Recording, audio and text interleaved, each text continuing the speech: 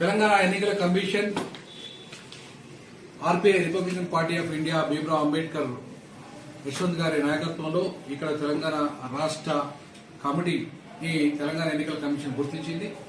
త్వరలోనే మా పార్టీకి గుర్తు కూడా వస్తుంది, ఎన్నికల గుర్తు కూడా వస్తుంది.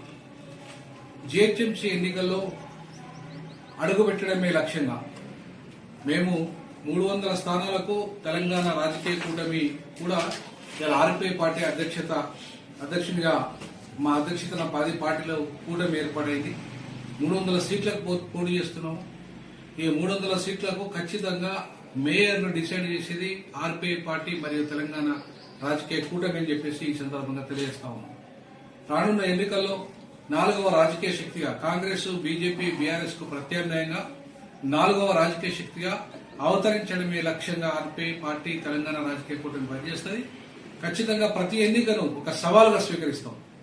ప్రతి ఎన్నికల్లో పోటీ చేస్తాం, ప్రతి ఎన్నికను ఒక సవాలుగా స్వీకరిస్తాం. ఈ మున్సిపల్ ఎన్నికల్లో 300 మంది ఈ రాజకీయ కూటమి నుండి పోటీ చేస్తున్నారు. మొత్తం అభ్యర్థులు అతి తక్కువ కాలంలో మొన్ననే మనం ప్రారంభమైన రాజకీయ కూటమి అతి తక్కువ కాలంలోనే ఐక్యమైపోయి 300 స్థానాల్లో పోటీ చేస్తున్నాం. మున్సిపల్ ఎన్నికల్లో ఖచ్చితంగా కొన్ని స్థానాలైనా గెలుస్తామనే నమ్మకం మున్సిపాలిటీలో ఉంది.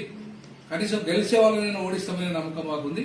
బట్ జీహెచ్ఎంసీలో మాత్రం ఖచ్చితంగా గెలిచి తీర్థమని చెప్పేసి సందర్భంగా తెలియజేస్తా ఉన్నాం. తప్పకుండా ప్రజలు మమ్మల్ని ఆదరించాలని మేము 10 గ్యారంటీల పథకాలు ఇస్తున్నాం. ఇక్కడ కూడా ఉచిత హామీలు 2 ఉచిత హామీలు ఇస్తున్నాం. ఒకటి ఉచిత విద్య, నాణ్యమైన విద్య, ఉచిత వైద్యం. ఈ 2 మాత్రమే ప్రజలకు అవసరం.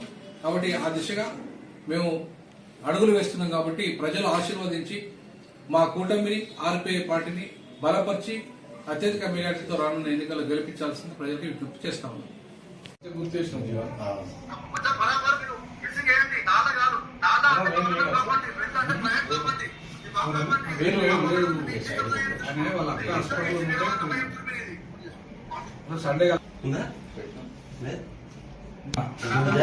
జై భీమ్, జై తెలంగాణ, జై జై సామాజిక తెలంగాణ.